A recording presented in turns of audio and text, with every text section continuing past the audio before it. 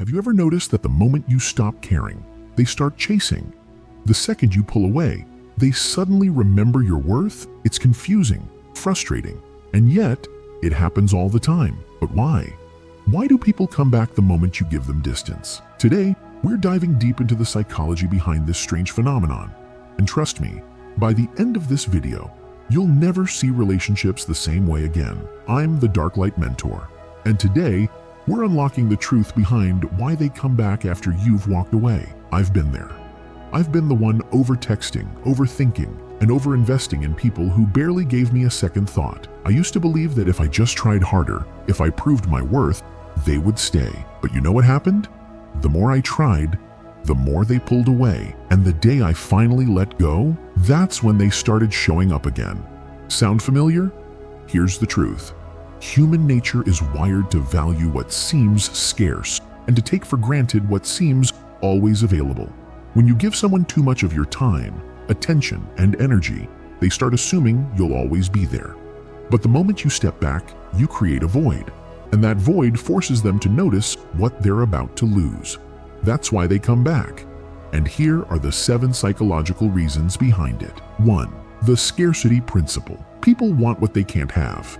When you were always there, you were like an open book, predictable, always available. But when you stepped back, you became rare. And suddenly, they had to work to get your attention again. 2. Loss aversion. People hate losing more than they enjoy gaining. The moment they realize they're losing you, their brain panics.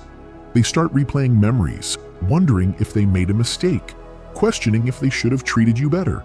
That fear of loss pulls them back in. 3. The ego hit. Let's be honest, some people come back not because they truly miss you, but because their ego can't handle the fact that you moved on. They want to know they still have power over you. They want reassurance that they could have you back if they wanted. But here's the real test. Are they back for you or just for their ego? 4. The dopamine chase. When you pull away, you disrupt their usual reward system. They were used to your attention, your messages, your presence.